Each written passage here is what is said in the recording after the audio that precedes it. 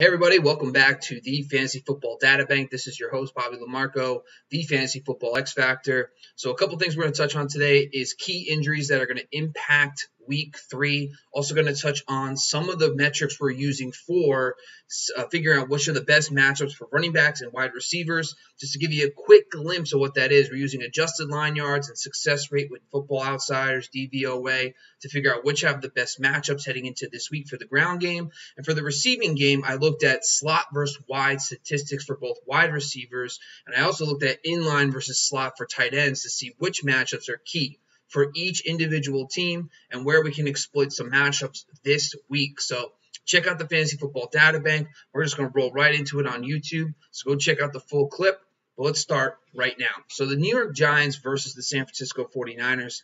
Obviously, the 49ers have a lot of big injuries, including both their starting running backs, George Kittle, and also Jimmy G. So it looks like Nick Mullins is going to be the starter this week. Now, the key thing about Nick Mullins was we have a lot of data from 2018 when he was the starter. He targeted George Kittle over 9 times a game when he was the starter. So I think Jordan Reed is still a start, even in a tough matchup versus the New York Giants. So you're still rolling with Jordan Reed. Obviously, Kendrick Bourne actually looked pretty solid in the fourth quarter with Nick Mullins last week. So I think Kendrick Bourne could be a deep sleeper if you're in a 16-team league, 3 wide receiver. You're looking for someone to dart throw. I think Kendrick Bourne can actually be on the fantasy radar this week. As for the Giants, it's more of a product of the guys getting hurt. So we're seeing a lot of volume right now with under Jason Garrett. There was 40 attempts last week for Daniel Jones, but not a lot of pass catchers are blowing up. Now we're getting some clarity. So Sterling Shepard and Saquon Barkley are now out. So I think that's big news for guys like Evan Ingram, Golden Tate, Darius Slayton. Now, the 49ers defense is banged up as well. They just lost a lot of people up front. They also are down Richard Sherman. But at the same time, where they're healthy is safety and linebackers. So I think they could still keep up with Evan Ingram. I'm not expecting a big game from Evan Ingram. I'm expecting a quality game like he had last week. 5-6 receptions for 60-plus yards in that range. Now, I think with the guys that could really have a nice day for fantasy are Golden Tate and Darius Slayton. Now, we saw Slayton have a big week 1, kind of fell back down in week 2. I think you can beat the 49ers right now on the outside. We saw it with DeAndre Hopkins do it pretty well in week 1. Obviously, I think Slayton does have the talent to win against these other corners with Richard Sherman out. But the guy I really like is Golden Tate. I think he's a must-start PPR wide receiver 3 this week. I think he's going to get you at least 5-6 catches in this matchup. We have seen the 49ers be exploited from the slot. Now, the running backs are just no-go until we get more clarity. Freeman, Lewis, Wayne Gallman, whoever it is, I am not interested. The New York Giants are dead last in adjusted line yards. The 49ers front, even though it's banged up, the Giants are just not good at running the football. I'm not really excited to start any running backs. Now, for the 49ers running game, which I kind of skipped over, the New York Giants rush defense is average right now. Honestly, Jerick McKinnon and Jeff Wilson. So Jeff Wilson's going to get the goal line work. I think Jerick McKinnon's going to be a fine start in any PPR format because he's going to be able to get some catches, especially with the receiving corps still kind of banged up. So I'm not overly excited to start Jerick McKinnon this week because I don't think the matchup's going to be a blow-up game for this because he's not getting goal line work either. So I think for the most part, you want to probably just focus on Jordan Reed from the San Francisco side. I know Brandon Ayuk is a name that's popular, but James Bradbury is actually very good. He's been playing very well on the outside.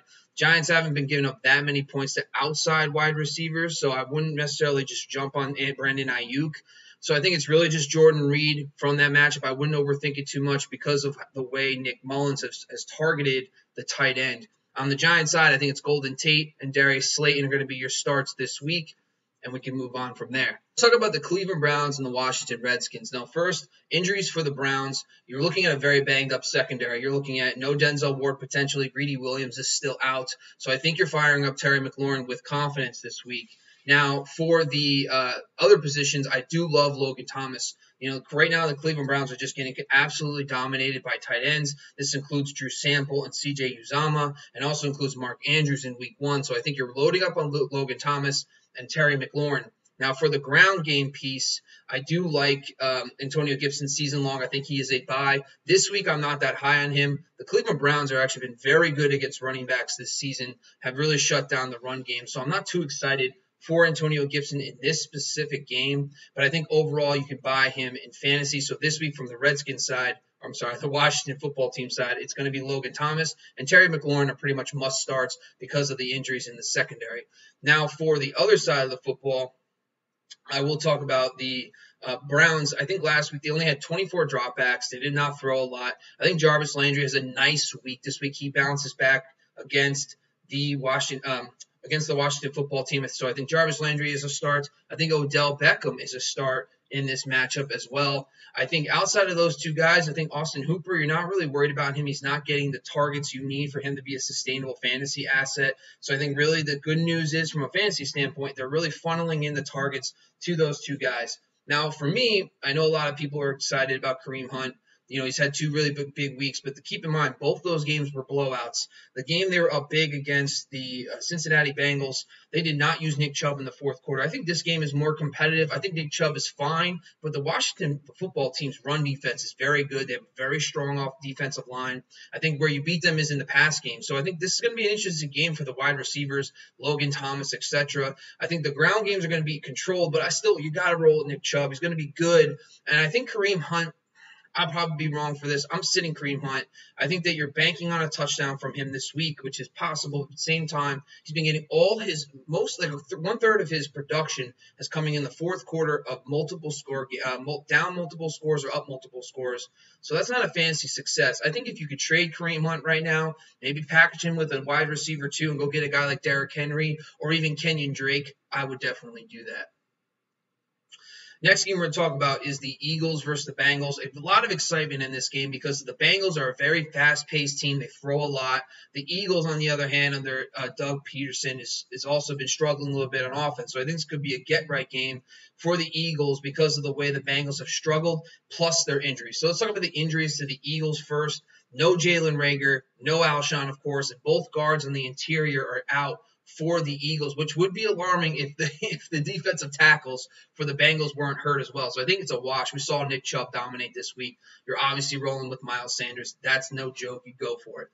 You're also probably rolling with both Ertz and Goddard in this game. Even though the Bengals have been decent against tight ends, they haven't really formally faced anybody that's dominant at the tight end position. But also Ertz and Goddard are being used as the slot receivers. They have gotten the most snaps in the slot. You got to love that usage. You keep rolling with them. Another guy I'm excited to play is Deshaun Jackson. I think Deshaun Jackson, because of the injuries to the other wide receivers, he actually is getting more routes than over the next few weeks. We saw in week 1 he played kind of a limited role. I think he's going to get more work. I think he's probably a great wide receiver 3. We saw Odell get loose for a deep one in week 2 versus the Cincinnati defense.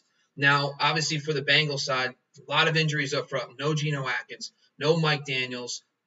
It's questionable, but he did not practice all week. He could be out.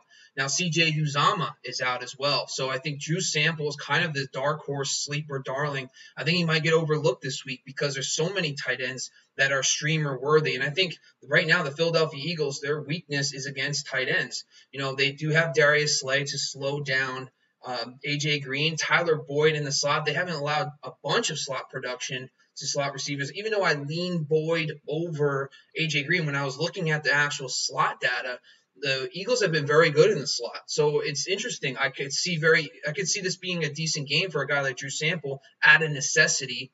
And Joe Mixon, this isn't the matchup you're going to want to start him in. Obviously, the Eagles' front is very good. They have very good run defense. I don't think I'm excited to start Joe Mixon in sense of a DFS play. I think in season long, you're kind of stuck with him until things start getting together, but they just lost another guard, and their offensive line is just not good, and the Eagles' run defense is so stout. So you're probably not going to be able to get away from him, but he's probably a flex play this week at best. I'm not seeing a monster game from Joe Mixon. Next game, Raiders-Patriots, and I think it's very interesting because the Raiders are 2-0. They were on national TV. They had that big game, but the Raiders have 2 players for fantasy. And now when we talk about this, let's talk about the Raiders' injuries first. So Trent Brown, the offensive tackle, is out. Richie Incognito is out as well. Now they're traveling on the road, a West Coast team traveling to the East Coast for a 1 o'clock game. I am a little concerned because those two guys up front are now out. Henry Ruggs is out as well. So now you're looking at a guy like Stephon Gilmore or Shadow Edwards, and who are they going to throw to? They can now fixate on Darren Waller. I think the Patriots defense suffocates this team, and they actually stop them, and I think the Patriots win this game easily, and I think that Josh Jacobs kind of has a struggling effort. He's probably their best bet out of anybody for a score or production, so you're not sitting Josh Jacobs, obviously, but just be aware they're back down now 2 starting offensive linemen going on the road to play New England. So I think outside of Josh Jacobs, of course you're going to start Darren Waller, but just be prepared that don't expect a monster game from him like you did last week.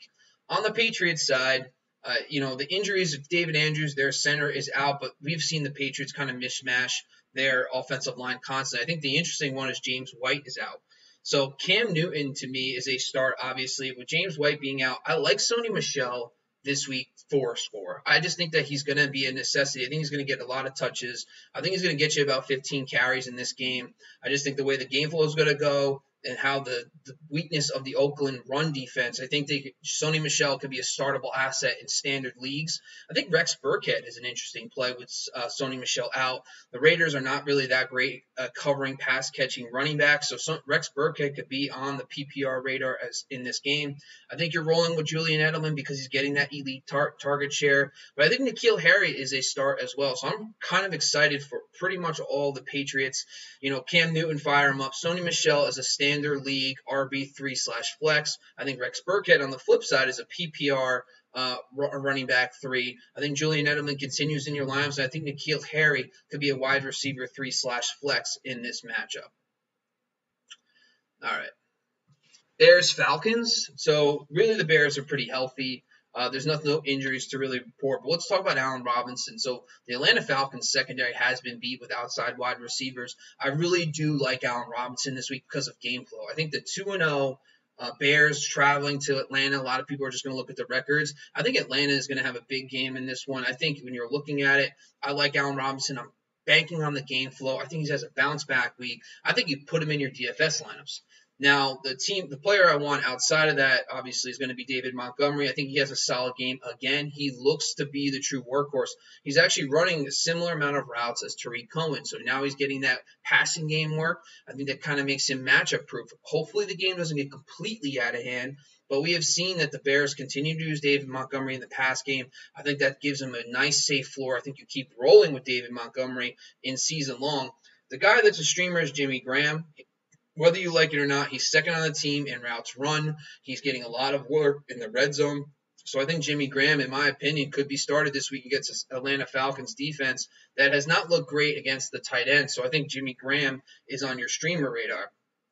As for the Falcons, Julio Jones is a bad hammy. And the Bears allowed, when you're looking at them versus wide receivers, they have been pretty good at suffocating outside guys. Slayton had a slow game. Marvin Jones had a slow game. So you would think Ridley might have a slow game in this one, and you look at the slot guys. But outside of Danny Amendola's 5 for 81 in week 1, Golden Tate had a decent game. So I think Russell Gage could be the sleeper, the guy that benefits the most from the injury to Julio Jones. But the start of the week for the Atlanta Falcons is probably going to be Hayden Hurst. So if Julio's banged up or limited, I think Hayden Hurst is the best matchup out of anybody in this game. The Bears have not been good at versus the tight end. They got beat by T.J. Hockenson. They also allowed 5-6 catches to Evan Ingram last week. So I think you're rolling with Hayden Hurst this week. I think a lot of people draft him to be a starter. I think he will prove it this week. I think you could put him in to your DFS lineups. All right, Rams at Bills. So for the Rams, the biggest injury is Cam Akers. So how is that going to be a trickle-down effect? Now, the Rams are on the road in Buffalo, and road golf playing on the East Coast is never ideal for a 1 o'clock game.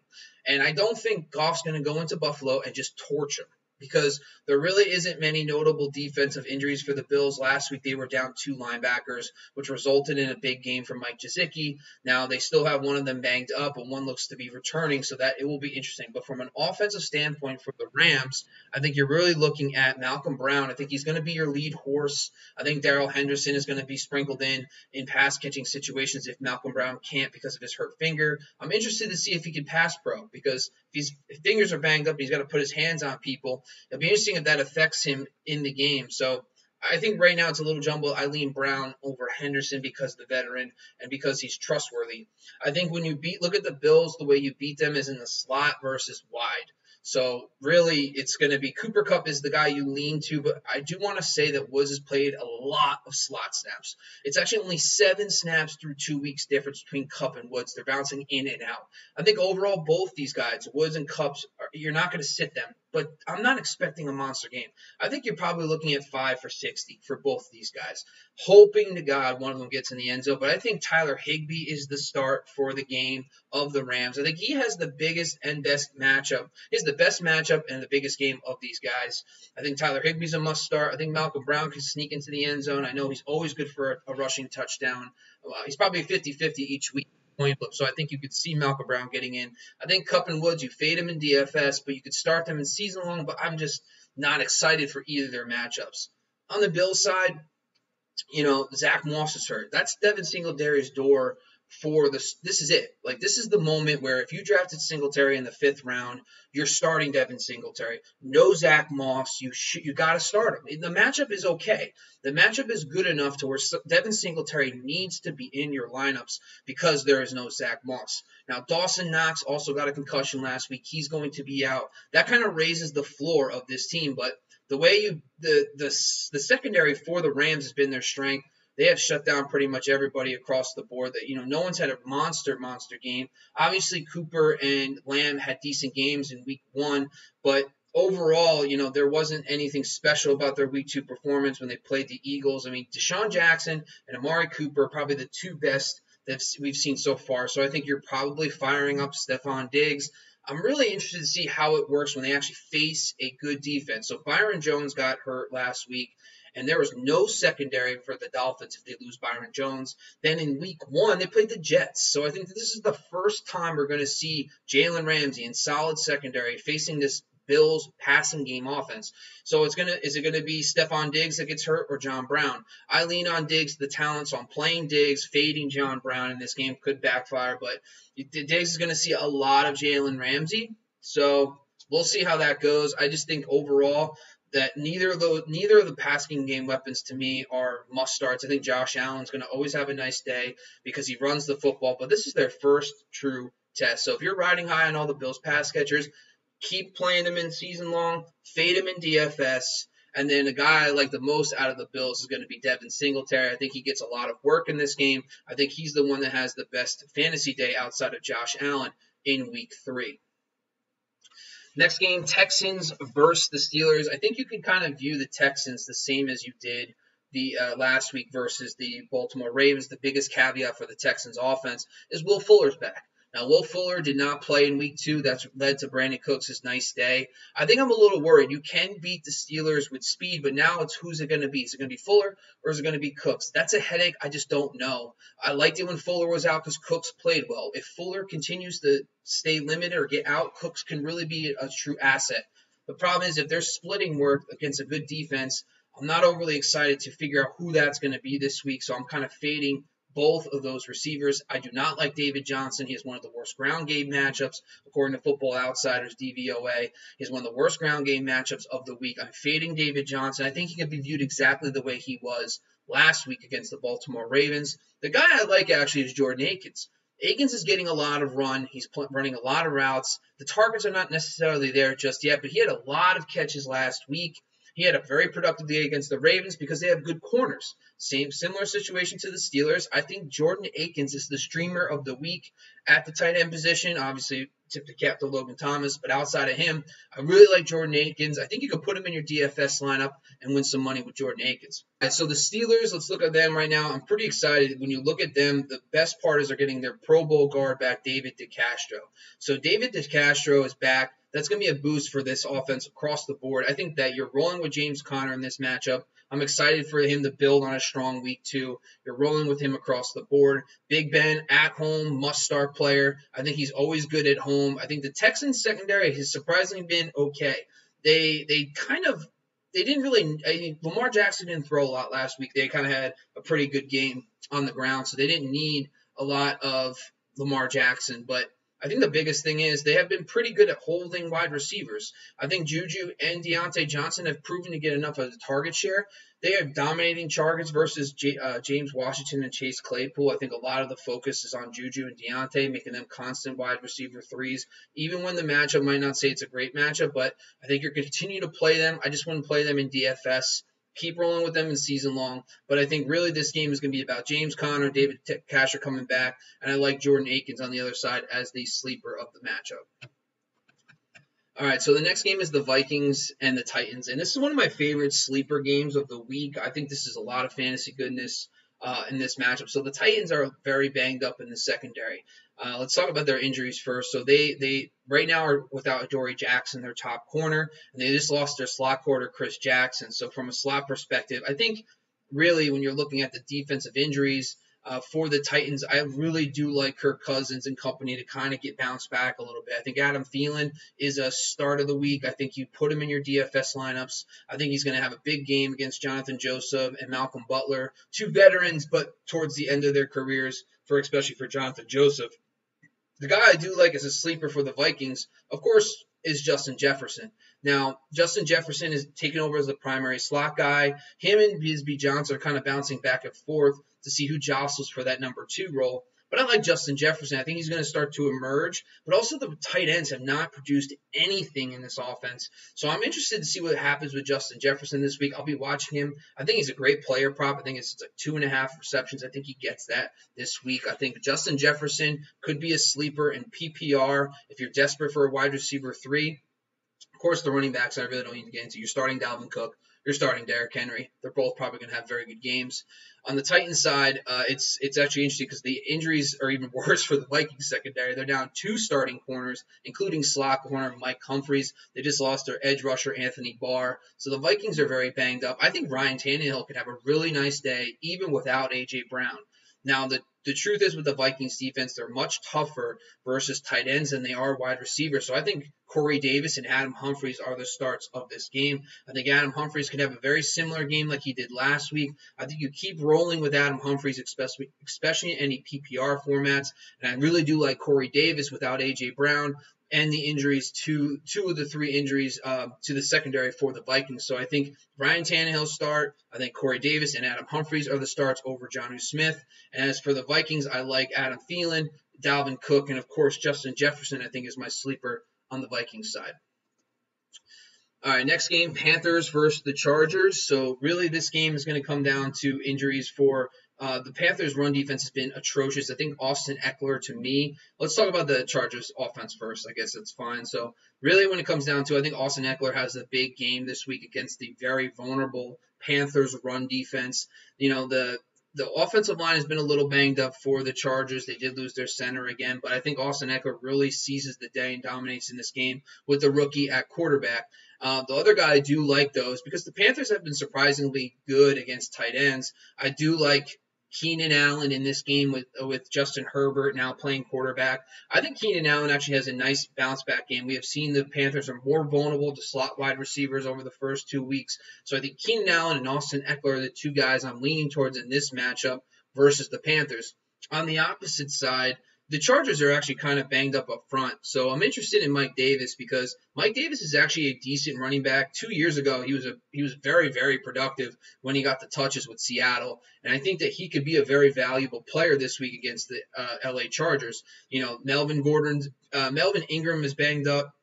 Justin Jones, Nick Vigil. There's a bunch of injuries on the defensive side of the ball for the Chargers that I think that it kind of makes them a run funnel defense because they have Casey Hayward and Chris Harris on the outside. So Mike Davis, to me, is a great play. I think he's a fantastic RB2 this week for fantasy because I do believe that Casey Hayward and Chris Harris are going to slow down Robbie Anderson and DJ Moore. Last week, they got so much production in the fourth quarter when they were down multiple scores. So they were down big early. They started coming back a little bit, but they were down big most of that game against Tampa. And in the fourth quarter, Robbie Anderson and DJ Moore got pretty much half of their production when they were down multiple scores. I don't think Justin Herbert's going to light up the Panthers necessarily. I think this game's more competitive, meaning Casey Hayward and Chris Harris are going to be on their toes the entire time. I think DJ Moore and Robbie Anderson are fades in DFS, and I think they're better viewed as wide receiver 3s this week versus the LA Chargers.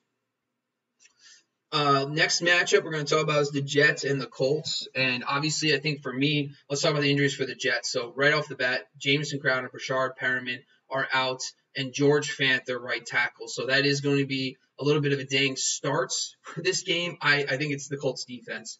I don't think I'm excited to play anybody, even Chris Herndon to me. I'm a little concerned with the fact that they're not giving him premier snaps and routes. He's only running about 60%, 65% of the routes to their dropbacks when they have no receivers. And Adam Gase is just blowing my mind with that. I don't think I'm excited to start anybody from the Jets with all the injuries to their players, losing an offensive lineman, playing a solid Colts defense that just shut down Minnesota last week. On the Colts side, I think this is a bounce-back game for T.Y. Hilton. I think with the injuries to Paris Campbell, I think that's going to really funnel in some targets to T.Y. He did drop a 45-yard touchdown. We have seen the Jets, when they face notable wide receivers like Stephon Diggs and John Brown on the outside, they get crushed. So I think this is the week T.Y. Hilton bounces back and gets you fantasy production. Now, I think something that's interesting to me is a dark horse is Jack Doyle. So Doyle looks like he is going to be back in this game. We saw Mo Alley-Cox have a very nice game last week, but Doyle is the starter, and the Jets have been susceptible to tight ends. We saw them give up 2 touchdowns last week to Jordan Reed. I think Jack Doyle, there's a lot of tight ends this week I like. I think Jack Doyle, you have to put on that list as a streamer if you need it.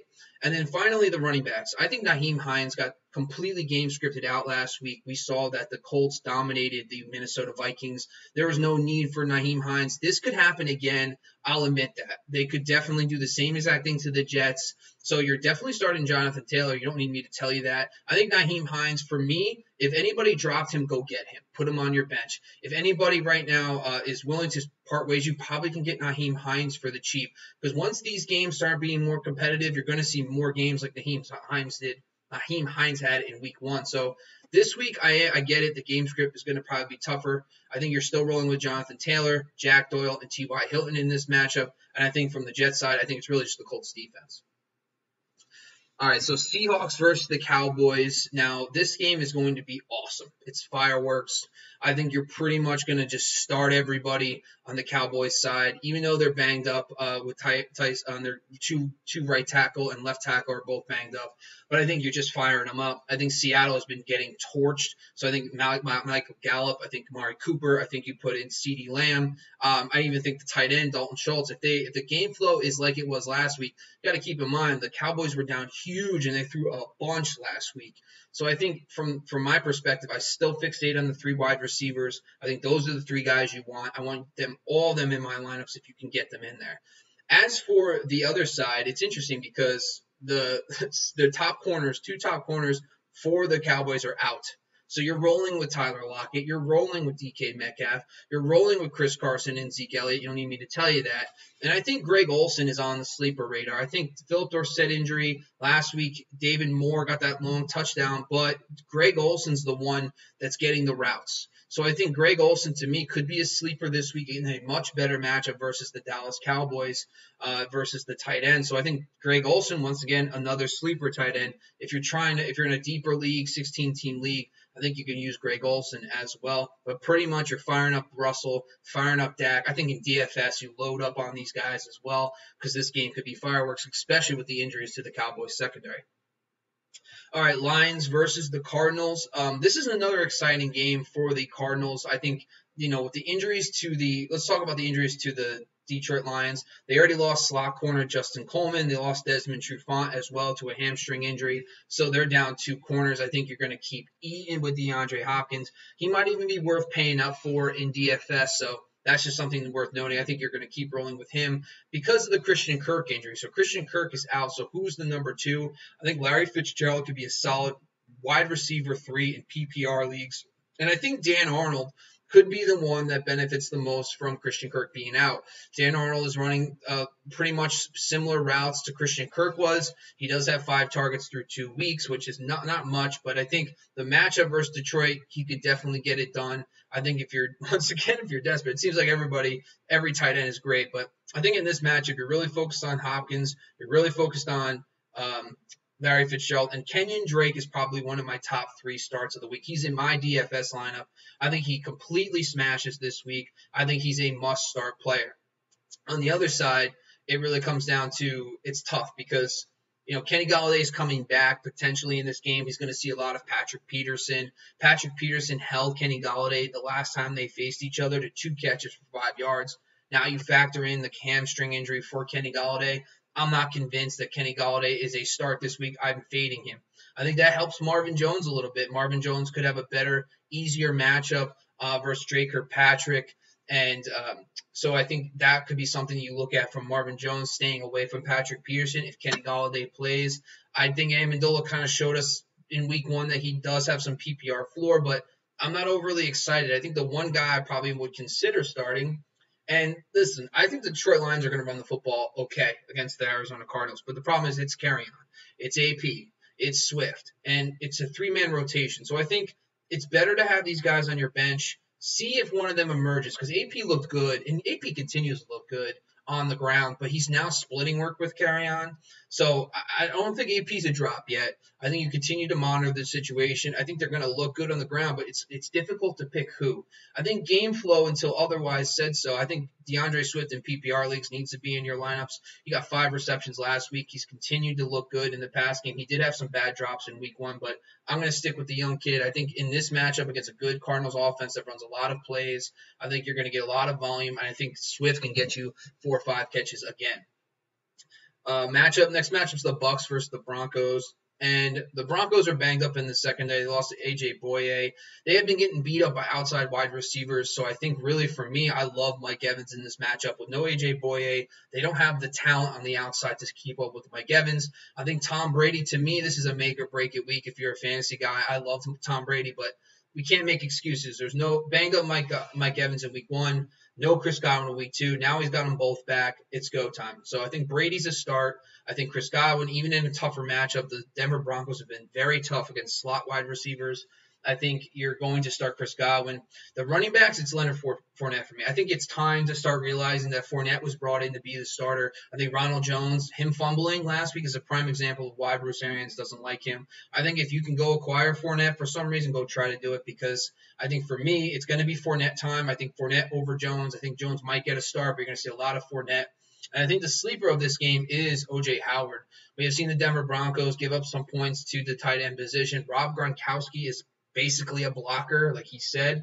So I think O.J. Howard could shake loose, especially if Chris Godwin struggles a little bit this week because of the tougher matchup. I think O.J. Howard could be on the sleeper radar in this game. On the Broncos side, I told you before, the Bucs secondary is tough. And I think Jerry Jeudy playing with a backup quarterback, Courtland Sutton now gone for the year. KJ Hamler is definitely someone on your fantasy radars. I think Hamler is interesting because he practiced and played a lot with the backup quarterback. So I think that's interesting. And I think Jeff Driscoll could make some people fantasy viable. He did look decent last week, but I don't think the Bucs is the team you want to do that again. All right, so Packers and the Saints. Now, of course, the biggest news, the big wide receivers, Devontae Adams and Michael Thomas being out. I think that really tells me that it's going to be really tough sledding. So for the Packers side, I don't personally think MVS is good enough to beat Marshawn Lattimore and Janoris Jenkins. I do like Allen Lazard. I think Allen Lazard playing in the slot has the best matchup of the day for the Packers. I think Allen Lazard would be my pick. If you're looking at a Packers wide receiver this week, I lean Lazard over MVS with Devontae Adams looking to be out. But I think Aaron Jones is going to be the primary beneficiary of the receiving game. I think Aaron Jones is in a tougher matchup on the ground, is going to be able to do it through the air. So I think Aaron Jones is still a must start. Obviously, Kamara's must start. But I think another thing I'm going to keep an eye on too is I think Jair Alexander probably shadow Emmanuel Sanders. So that means that Traquan Smith, who had the better game in week 2 over Emmanuel Sanders, will continue to be probably the primary beneficiary of Michael Thomas being out. I think it's a tougher matchup for Emmanuel Sanders versus Jair Alexander. So I think Traquan Smith could be a sleeper this week and a dart throw play in DFS. I really like Jared Cook. I think Jared Cook last week scored in the end zone. He didn't get a lot of yards, didn't get any receptions, but at the same time, he's just always productive. And with Michael Thomas out, just keep rolling with Jared Cook. I think he'll be fine. I'm personally starting Logan Thomas over Jared Cook, but I still think Jared Cook is a top 12, tight end for the week. All right, last game is the Chiefs versus the Ravens, and we kind of saw a glimpse of this game. We saw a glimpse of this game a while last year, and Mark Ingram dominated. I think from a ground game perspective, Mark Ingram's probably the prime beneficiary. I think the Ravens offensive line can dominate the Chiefs run defense, and I think Mark Ingram should be in your lineups. I think the tight ends are the premier matchups. I think both Mark Andrews and Travis Kelce, we don't need you to tell them to eat. You're playing the quarterbacks, you're playing the tight ends. The wide receivers, they do have tough matchups. I mean, it is what it is, but we saw, I think Marquise Hollywood Brown could be on I think he'd have a productive day. I think his speed is elite. I think he's going to emerge as a true low-end wide receiver 1, high-end wide receiver 2. I think last week they just didn't need him, and he still was semi-productive on a low passing volume day with Lamar Jackson. We saw what he did in week 1 against Houston. I think you keep rolling with Marquise Hollywood Brown. Obviously, Tyreek Hill, you're not sitting him, but he hasn't really been great versus the Ravens. Last week versus LA, there was just insane volume. The Chiefs trailed that whole entire game. They threw the ball a lot. So I think really if you're playing roulette, you're not going to sit Tyreek Hill. But if you're playing roulette, I'm not interested in playing Sammy Watkins. I think Robinson, those guys, you're just never going to know. They could produce, but what's the point of even taking the risk? We've seen their floors way too many times. And, of course, Clyde Edwards-Helaire. I don't think you need me to tell you to start him. Even in tougher matchups, you're always starting him. He's a new workhorse. So that's pretty much it. That's all the breakdowns. Listen, I'm going to continue to do this every Saturday, talking about all the matchups, using some of the stats I've found throughout the week. Go follow me on Twitter and Instagram. Instagram is at Fantasy Football X Factor, on Twitter at FFX Factor. For my articles on football.rasball.com, I talk about the shadow coverage report. Go check that out. And my opportunity analysis on Expand the Box Score, diving into passing volumes to see if there's going to be any outliers. I think these are all great articles, great research. Please keep following me on there, guys. Really appreciate you, and good luck with fantasy this week.